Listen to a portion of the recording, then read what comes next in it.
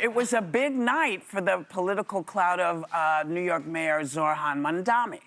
All three of his candidates that he endorsed won last night. They won their races. And apparently people at the White House are losing their minds over this. I'm not sure I get why, because they're in Washington. We're here in New York. I don't know why they're mad, but take a look at the clip. They're worried. We used to have a country where you had a center-left Democrat Party, really a center, I would say a center to center-left with many members who were actually center-right. Then you had a Republican Party, right, a conservative party. And over time, the Democrat Party has abandoned all of that, and they have instead adopted this radical, revolutionary, and in many cases violent ideology that wants to tear America down and destroy everything that we know and love from top to bottom. You looking in a mirror right now. Yeah. You talking about yourself.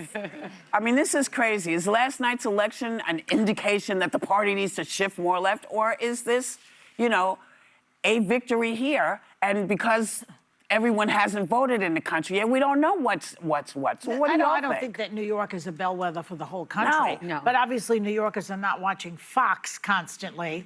And so they're not afraid of the term democratic socialism. If I fall down, I want an ambulance. If my house is on fire, bring your hose. You know what I mean?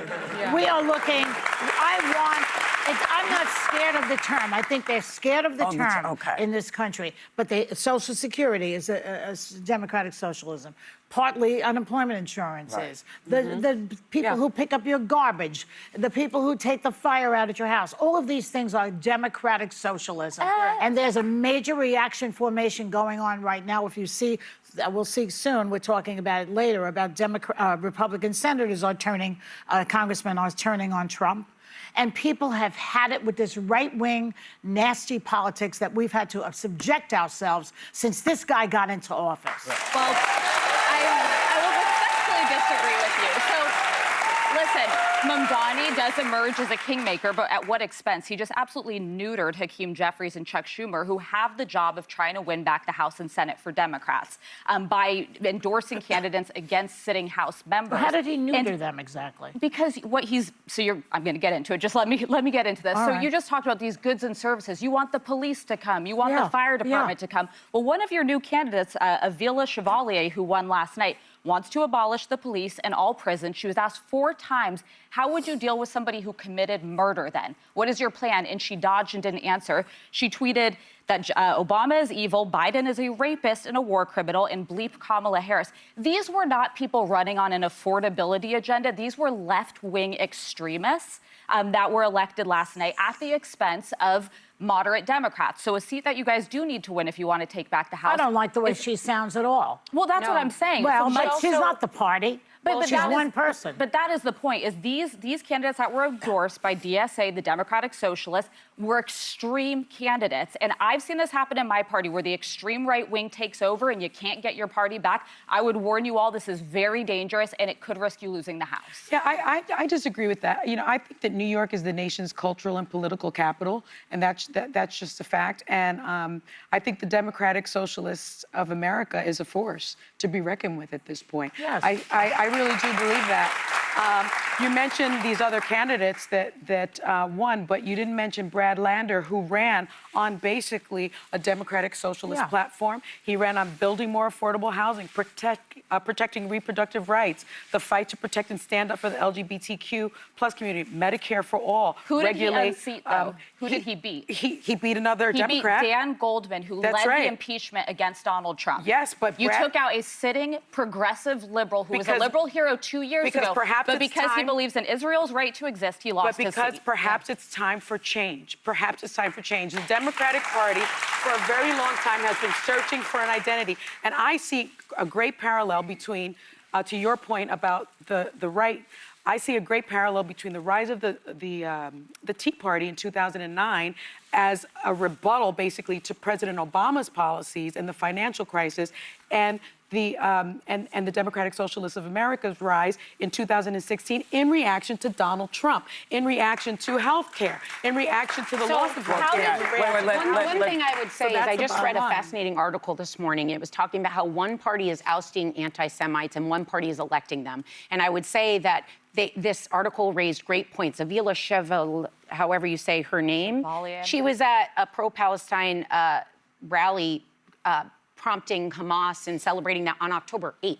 Of 2023. These people are not afraid to, they don't only not denounce, they actually espouse these beliefs that everything Israel does has influenced our world. That's not going to fly in New York City. Well, no, it is right now, You're actually. not implying that being pro-Palestinian and... No, there were pro-Hamas It was taking on place October at this 8th. rally. October 8th, the only thing that had happened is that Israel had been attacked and people had been brutally murdered and raped. And so on October 8th, I don't think there needed to be rallies cheering on Hamas. You're calling her an anti-Semite? I'm going to yes, full-blown call her an very anti-Semite. She would comfortably. proudly call herself that, trust me. Dan Goldman, who we just spoke about, was refused coffee at a coffee shop because they said, we don't want money from this individual American human showing up at a coffee shop because they think it comes from AIPAC in Israel. When we start normalizing these crazy Is Brad Lander conspiracy... an anti-Semite? I'm not, but just listen to who I'm talking about. He was refused coffee His over office someone was also saying... vandalized Yes. So wait a minute. anti-Jewish So slurs. one coffee shop is normalizing it? No, his No. office was vandalized with anti-Semitic slurs in New York. Like, So this one thing is I would say the happening. right is doing right now is the extreme right and the extreme left are meeting about anti-Semitism. They hide under the cloak of we're criticizing Israel, which some people who criticize Israel are not anti-Semites. All anti-Semites criticize Israel and use it as cover. As you always say, a racist doesn't say, hey, I'm a racist. They also don't say, hey, I'm an anti-Semite. But all of that does not bring down the cost of bread, which Well, is what that is people are my focused point here on. is, though, that's the mistake the Democrats are making. Affordability and the separation between the haves and have-nots, that is fair. All Americans want to be able to afford groceries and health care and have good education and all those things. That is not what these people are running on. These same Democratic Socialists last night were literally chanting, "You're next" at Hakeem Jeffries. They want to take Hakeem Jeffries out of the House of Representatives. All I heard several years ago was everybody kept saying, you know, people need to replace, we need younger people, so now all the younger people who are not necessarily espousing the way that we want them to espouse, they've gotten in. So it seems to me we have had lunacy at the top. It should not surprise anybody if there's lunacy trickling. It's true. We don't know what lunacy anybody's is trickling. Well, we'll see. Because, you know, everybody said, wait, let's see what they do. I'm going to say the same thing. Wait, let's see how they act. Let's see what they bring. Let's see if they even win. History shows. Just let me finish. Go ahead. Because anything is possible, as we found out. People who you thought were going to get in didn't get in. They didn't take people over 60 for some reason this time. They let all the older folks go. So let's see who these people turn out to be. I don't know who they say they are. I'm going to wait, like everybody has asked me to do with every candidate that wins. Everybody says, well, let's wait and see what they do first, and then. And I so I'm recall gonna a wait. lot of people talking about Mamdani and what a terrible mayor he was going to be and what an anti-Semite he was, and he has proven to be quite the opposite. He's proven to be a kingmaker, a leader. Great for this city. That's your opinion.